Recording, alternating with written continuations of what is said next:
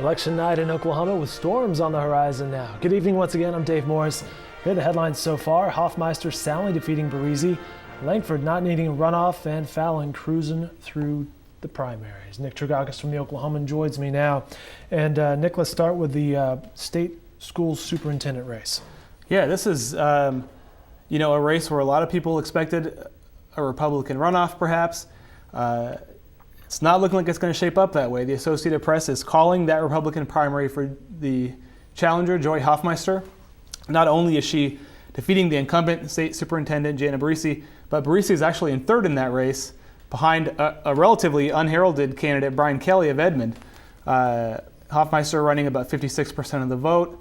Now we're up somewhere over 1,600 of the roughly 1,900 precincts in the state reporting in that race. And Baressi had spent a lot of money, a lot of her own money. I believe she loaned her campaign around $900,000 was one of our recent reports. Yeah, she's well over the $1 million mark for her total campaign this time around. Much of it loaned from her own pockets, and it looks like that's probably not going to end up in a victory for her.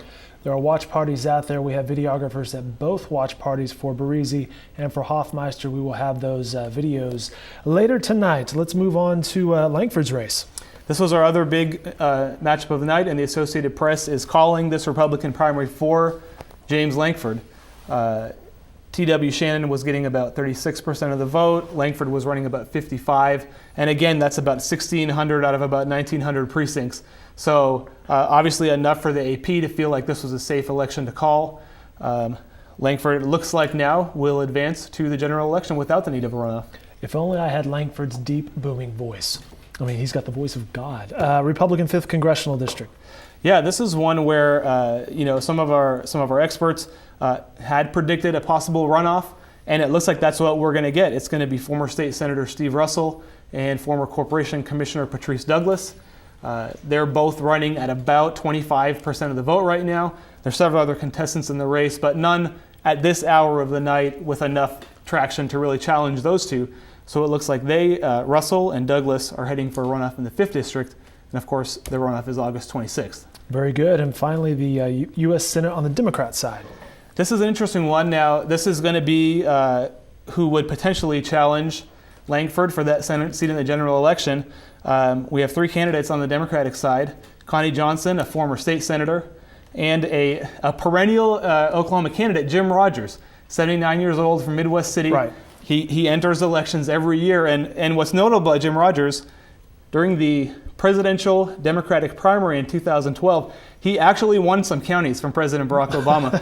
So he has a little bit of street cred, if you will, in certain voting precincts in the state. And now it looks like he's going to force a runoff with Connie Johnson, who was probably picked to be your favorite in that race.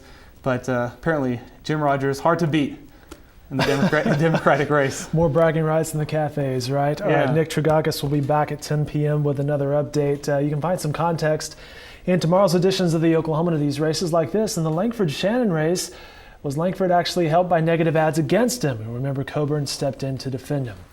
Once again, our newsroom is tweeting away, providing updates such as this. Jim from Nolan Clay is reporting from James Lankford's watch party. Nolan tweets, no alcohol at Lankford watch party. Supporters enjoying pineapple lemonade punch, water, and unsweetened tea. Jonathan Sutton is over at T.W. Shannon's watch party, and he tweets the mood is significantly dampened at the Shannon watch party, but the jazz plays on. He had tweeted earlier a pic of the jazz band entertaining those in the audience. And our Andrew Niddle tweets crickets at the Janet Baressi watch party. You can follow along by clicking on our live coverage link at the top of the News OK homepage. We should also tell you that storms are moving south. Heavy rain expected to reach the metro around 10 p.m., so stay weather aware if you're out and about. More election coverage throughout tonight on newsok.com. Complete analysis and context on Wednesday's editions of the Oklahoman. Go to your driveways and your newsstands, and we will be back at 10 p.m.